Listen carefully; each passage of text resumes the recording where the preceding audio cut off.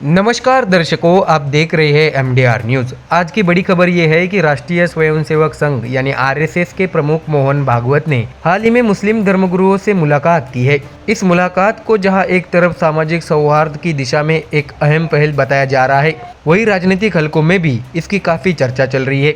आपको बता दें कि इस मुलाकात के तुरंत बाद उद्धव ठाकरे गुट यानी शिवसेना उद्धव बालासाहेब ठाकरे पार्टी ने आरएसएस प्रमुख की इस पहल की खुलकर तारीफ की है। शिवसेना के प्रवक्ता और राज्यसभा सांसद संजय राउत ने कहा है कि मोहन भागवत की यह पहल समाज में भाईचारे को मजबूत करने वाली है।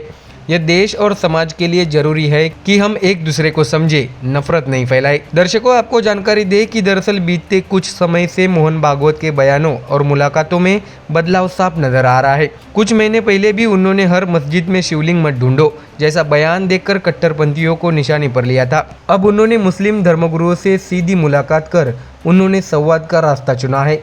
बैठक में देश में सामाजिक समरसता, धार्मिक सहिष्णुता और आपसी विश्वास बढ़ाने जैसे मुद्दों पर बातचीत हुई है। सूत्रों के अनुसार यह मीटिंग दिल्ली में एक महत्वपूर्ण माहौल में हुई और इसमें कई अहम मुस्लिम स्कॉलर और धर्मगुरु भी शामिल थे। राजनीतिक विश्लेषकों का मानना है कि यह सिर्फ एक सामाजिक पहल नहीं बल्कि देश की बदली हुई राजनीति का संकेत भी है। जहां एक और कुछ दल ध्रुवीकरण की राजनीति कर रहे हैं, वही आरएसएस का यह रुख चौंकाने वाला और स्वागत योग्य दोनों है। तो वही आपको दर्शकों ये भी जानकारी दे कि उद्धव ठाकरे गुट की तारीफ इसलिए भी अहम मानी जा रही है क्योंकि शिवसेना का एक बड़ा हिस्सा खुद को हिंदुत्ववादी कहता आया है और आरएसएस से वैचारिक निकटता भी रही है। लेकिन मौजूदा राजनीतिक खेमेबंदी में दोनों के रास्ते अलग है। ऐसे में मोहन भागवत के इस कदम की तारीफ करना अपने आप में कुछ एक बड़ा संदेश देता है कि समाज के मुद्दों पर राजनीति से ऊपर उठकर बात होनी चाहिए। तो वही उद्धव ठाकरे ने भागवत की इस पहल को आगे बढ़ाने की जरूरत बताई है। उनका कहना है कि भारत में सभी धर्मों के लोगों का डीएनए एक जैसा है। यदि देश की सामाजिक नाव डूबती है तो सभी समुदाय प्रभावित होंगे। ठाकरे ने भागवत को राष्ट्र निर्माण की दिशा में आगे बढ़ता हुआ बताया और कहा है कि ऐसे प्रयासों का स्वागत किया जाना चाहिए। अब देखना यह होगा कि इस पहल को अन्य राजनीतिक दल किस नजरिए से देखते हैं और क्या यह वाकई समाज में लंबे समय तक असर छोड़ पाएगी या फिर यह भी एक मौसमी कदम बनकर रह जाएगी। क्या राहुल गांधी बन सकते हैं ओबीसी समाज के दूसरे अंबेडकर? कांग्रेस नेता उदित राज के बयान ने राजनीति की जमीन हिला दी है। उन्होंने कहा है कि राहुल गांधी ओबीसी वर्ग के लिए उसी तरह लड़ रहे हैं जैसे अंबेडकर ने दलितों के अधिकारों के लिए संविधान बनाया था। ऐसे में अब बीजेपी ने इस बयान पर जबरदस्त पलटवार किया है। तो दर्शकों, चलिए जानते हैं इस सियासी बयान का मतलब, असर और असल एजेंडा क्या है। बता दें कि उदित राज जो खुद ओबीसी समुदाय से आते हैं और कभी बीजेपी में थे, अब कांग्रेस के एक प्रमुख नेता है। उन्होंने कहा है कि राहुल गांधी जातिगत जनगणना की जो मांग कर रहे हैं वो पिछड़े वर्गों के लिए ऐतिहासिक साबित हो सकती है। उनके मुताबिक राहुल गांधी ओबीसी समाज के हक की लड़ाई लड़ रहे हैं और आने वाले वक्त में वे दूसरे अंबेडकर बन सकते हैं। उदित राज ने कहा है कि जैसे डॉक्टर अंबेडकर ने दलितों को अधिकार दिलवाए, वैसे ही राहुल गांधी भी ओबीसी समाज के लिए संघर्ष कर रहे हैं। जातिगत जनगणना के जरिए ओबीसी की सही हिस्सेदारी तय होगी। हालांकि बीजेपी को उदित राज का ये बयान रास नहीं आया। बीजेपी नेताओं ने इसे राजनीतिक ड्रामा बताते हुए कहा है कि राहुल गांधी की तुलना अंबेडकर से करना ओबीसी समाज का अपमान है। अगर राहुल गांधी को इतनी ही चिंता थी तो सत्ता में रहते जनगणना क्यों नहीं करवाई। बीजेपी की ओर से शहजाद पूनावाला ने कहा है कि अब ये लोग दूसरा अंबेडकर बनना चाहते हैं, नेहरू या इंदिरा गांधी नहीं। इसका मतलब खुद कांग्रेस पार्टी भी इस बात को मान रही है कि नेहरू और इंदिरा गांधी गलत रास्ते पर थे, क्योंकि कांग्रेस पार्टी तो एक ही परिवार की पूजा करना जानती है और उस परिवार की ही पूजा करती है। यही उसकी विचारधारा है। दर्शकों, आपको जानकारी दे कि राजनीतिक विश्लेषक मानते हैं कि कांग्रेस जातिगत जनगणना को लेकर ओबीसी वोट बैंक को साधने की कोशिश कर रही है।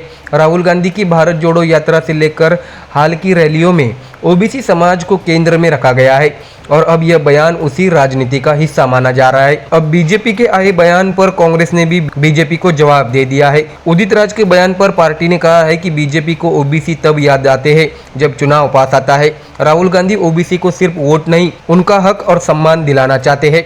ऐसे में दर्शकों, अब बड़ा सवाल यह है, क्या जातिगत जनगणना 2024 का बड़ा मुद्दा बनेगी? क्या Rahul Gandhi OBC vote bank में सेंध लगा पाएंगे और क्या उदित राज की ये तुलना राजनीति को नया मोड़ देगी? क्या है आपकी राय? क्या राहुल गांधी दूसरे अंबेडकर साबित हो सकते हैं? कमेंट में लिखिए।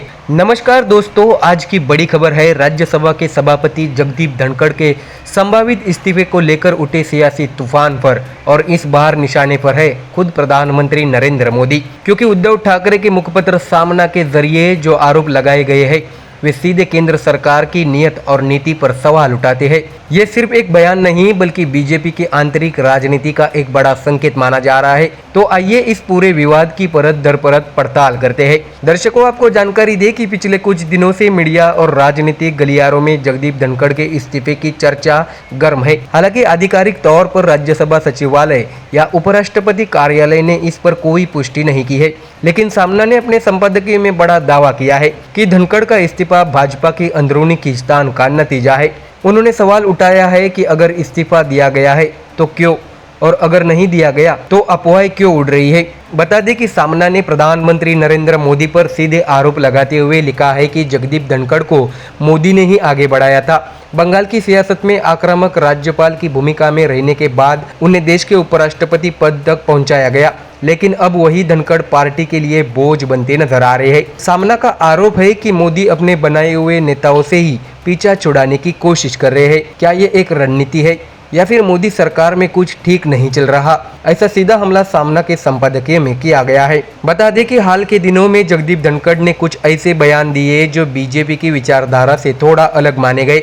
उन्होंने संसद में विपक्ष की बात सुनने पर जोर दिया और असंवैधानिक कार्यप्रणाली पर भी चिंता जताई थी। क्या ये उनकी स्वायत्तता थी या सरकार को नापसंद आने वाली असहज ईमानदारी? कई विश्लेषकों का मानना है कि जब कोई संवैधानिक पद पर बैठा व्यक्ति सरकार की लाइन से हटकर बोलता है तो सत्ता के गलियारों में असहजता पैदा हो जाती है। दर्शकों, बता दें कि सामना का संपादकीय यहाँ तक इशारा करता है कि ये मामला केवल धनखड़ का नहीं बल्कि आरएसएस और मोदी खेमे के बीच चल रही ठंडी जंग का हिस्सा हो सकता है। हाल के वर्षों में प्रधानमंत्री मोदी और आरएसएस के बीच वैचारिक दूरी की खबरें कई बार सामने आ चुकी है। क्या आरएसएस की पसंद और मोदी की पसंद अब अलग अलग रास्तों पर चल रही है? ये बड़ा सवाल है।